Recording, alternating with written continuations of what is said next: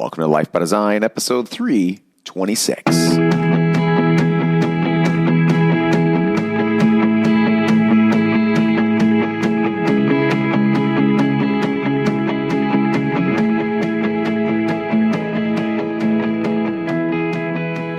Welcome to Life by Design. I'm your host, Dr. Kresimir Jug, and I'm not joined by Dr. Jamie Richards today. It is I who am away this weekend. If it's of any interest to you whatsoever, myself and Dr. Rochelle, my wife, are traveling to Chicago to see The Dead and Company because I am a huge Grateful Dead fan. I'm still not sure how big of a Dead fan Rochelle is. I know she is liking the music more and more. But anyways, they're playing at Wrigley Field. It's going to be awesome. So I am bringing you the podcast. Dr. Jamie and I are the creators of Life by Design with many locations worldwide. Each week we discuss the principles and the practice of Life by Design. And today I'm sharing with you the ultra top mega secret of how to stick to your diet. It's also the same secret of how to stick with your workout regime, and it's also the same secret with how to make as much money as you want without lifting a finger. I hope you can tell that I'm joking, because the secret is there really is no secret. Everybody that you see that's successful at this, at least the vast majority, of course there is outliers in every field, in every endeavor, and I know that, it can be super frustrating when you're dealing with an outlier in this, but be well assured that 99.99999% of the people that you follow are working their faces off to create the physiques and the bodies that they have. Because that's really what at the end of the day, that's one of the reasons that we do this diet thing. It's interesting, and it's something that I'm going to be talking about as I share my experience. And of course, most of what I'm going to be talking about is my experience, and then what I've noticed in other people, the changes that they've made, and what they've reported back, and the studies and the books that I've read. So there's no secret. It reminds me of, if you have children, or if you like watching children's movies, and you've ever seen that movie Kung Fu Panda. So if you're not familiar with the movie, skip ahead if you don't want me to spoil the movie. But it's a hero's journey in the sense that Po, who's Jack Black, the panda, gets selected. He's supposed to fight the villain. Of course, the villain's incredible. He's getting stronger. He defeats everybody. But Poe's going to get leverage because he's going to have the secret of the Dragon Scroll. No warrior has ever seen the Dragon Scroll. Nobody's ever opened it. And of course, when Poe opens, and I've attached, to go to the show notes page, lifebydesign.com/podcast. In the show notes, you can watch the scene where Poe gets the Dragon Scroll. I've included it. I think it's super interesting. It's like, and as you can imagine, there's nothing written in the scroll. It's a mirror. It reflects him. It reflects his image back at him. And of course, at first he's disappointed, and everyone's really nervous. How are we going to beat the bad guy? But then Poe realizes that is the secret. It's knowing yourself. It's becoming self-aware and having confidence in yourself that ends up giving him the leverage, to win the fight. And really, that's really what's at the heart of this. Now, that's not to say that you just know yourself and everything's going to be great, but it's through this process of learning about yourself, of learning why you've made the choices that you've made, of why you've become the person that you've become, and understanding how to undo those choices and become the person that you need to be in order to stick to your diet or to your workout or whatever it really is. These principles apply to anything that you're trying to create in your life. Now, personally, with my personal experience, when I was growing up, I was never obese, but I was definitely a bigger kid. I was chubbier. Probably at my heaviest, I would be borderlining on somebody that would be called, I don't know what the politically correct term is these days, but I was definitely a fat kid. and growing up and again, this is going to sound like I'm attacking my parents. I'm not. My parents are great. They did the best that they could, but definitely food was comfort.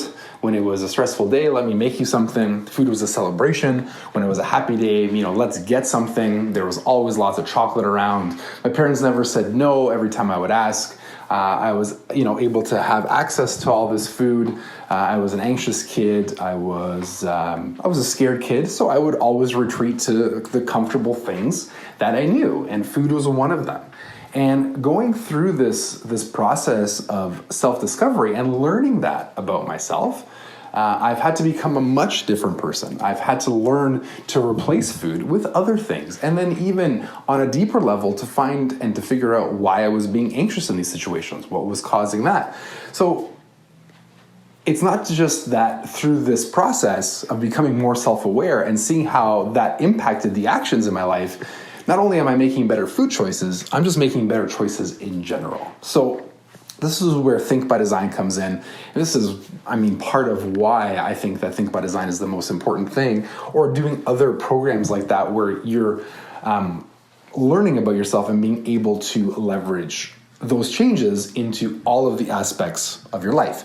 Now, with that being said, that doesn't mean that there's no lessons or there's nothing specific that needs to be applied to when it comes to changing your diet, which is what I'm going to be talking about. The most common things that I see that I wish I would have done differently, and the people who have gone through it already, the different things that they told me that they wish that they would have done differently.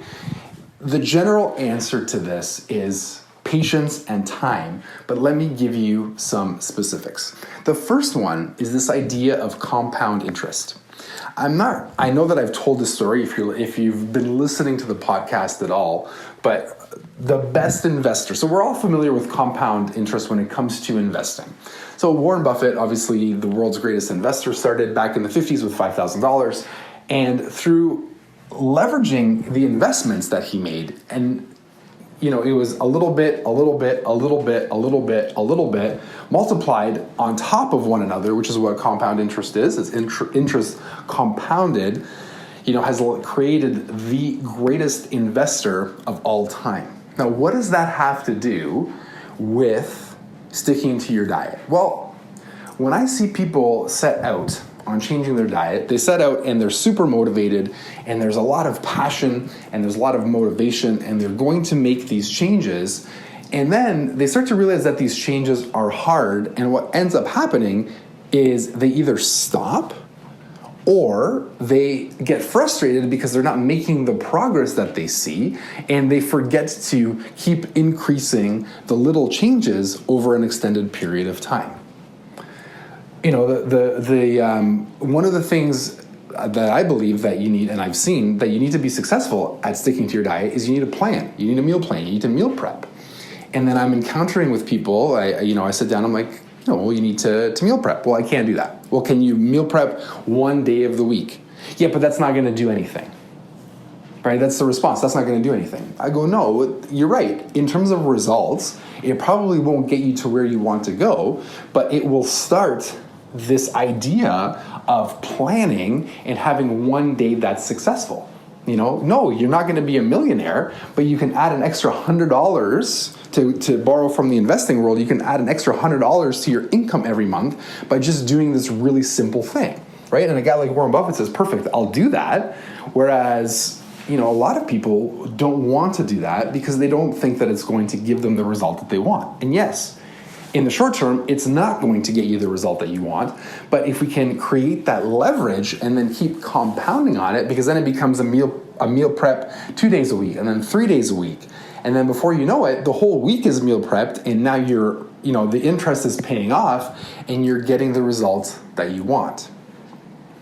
So this idea of making these small changes, because they seem so silly and so obvious, and they're not going to deliver the big thing, right? Nothing's really going to deliver the big thing. The big thing is going to come when you've done the little things correctly over a really long period of time.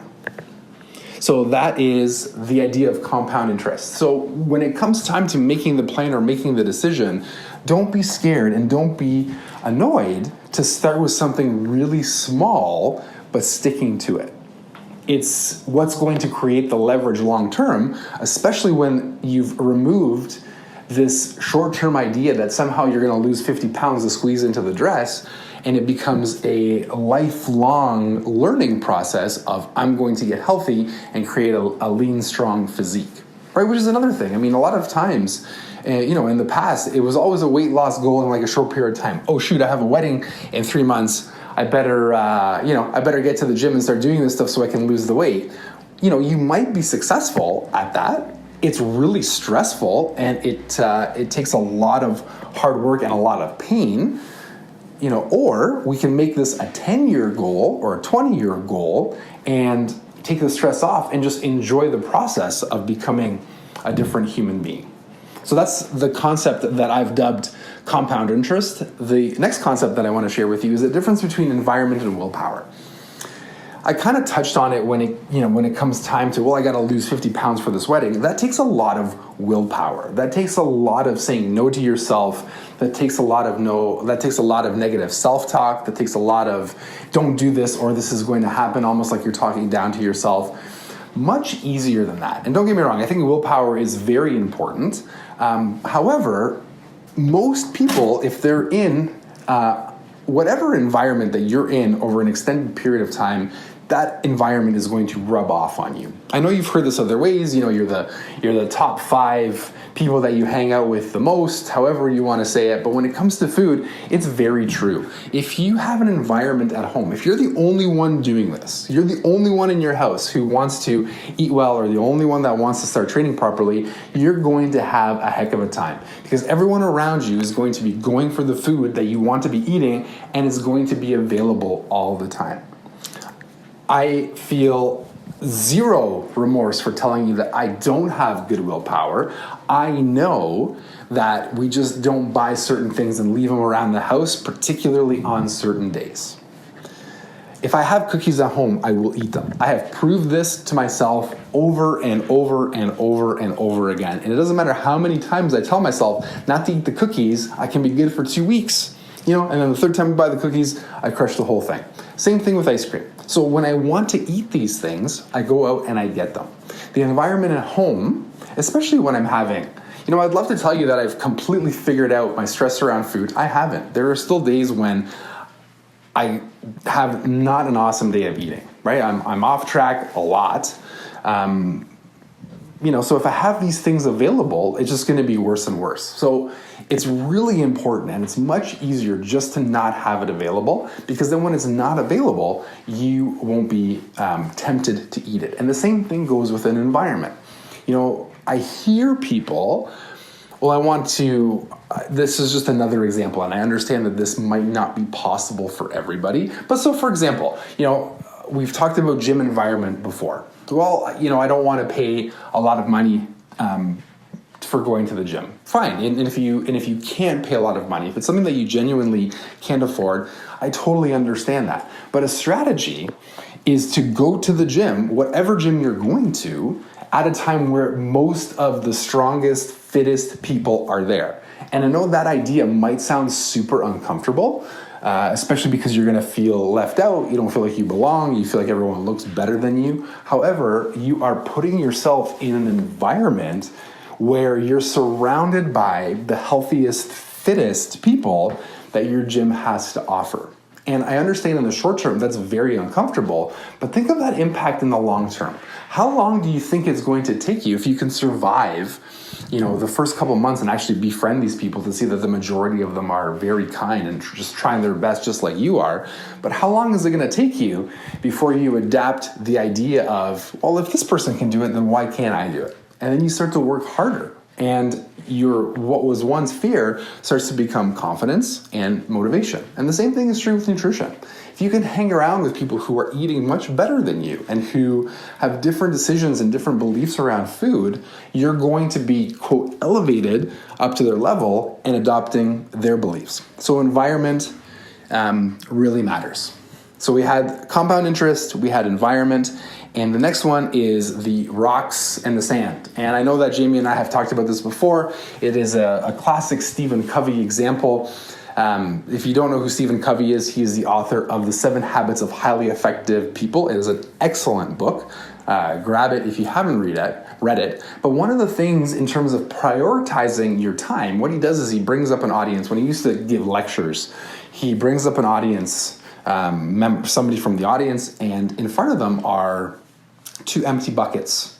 And then what he does is he gets the person to put sand into the bucket first and then small rocks. And then what he notices is he can't fit the big rocks, around the small rocks and the sand. But if you put the big rocks in first, then the little rocks and the sand, everything fits. The point of this story is if you're aware of what the most important things in your life are, the big rocks, then you do those things first, then you can fit everything else around it. And when it comes to nutrition, we would love to believe that there's something quick and fast out there. This supplement can take off these pounds and this strategy, and just don't eat carbs, and just don't eat this, and remove this, and take this supplement, or take this cream, or do this exercise. We would love to believe that worked. And I'm not saying that all this stuff is useless and that it doesn't have its importance or it doesn't have its value to you. But what I am saying that when it comes to nutrition, by far the biggest rock is scheduling, meal planning and prepping, and eating real food.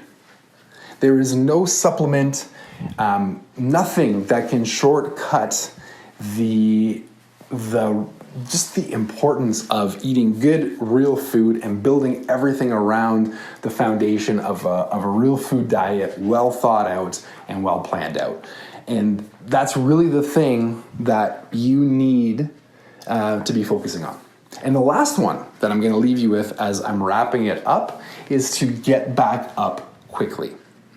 We've recorded this around the holidays multiple times. It's this idea of people stressing out, oh my God, I'm going to go to these parties, I'm going to eat all this junk food.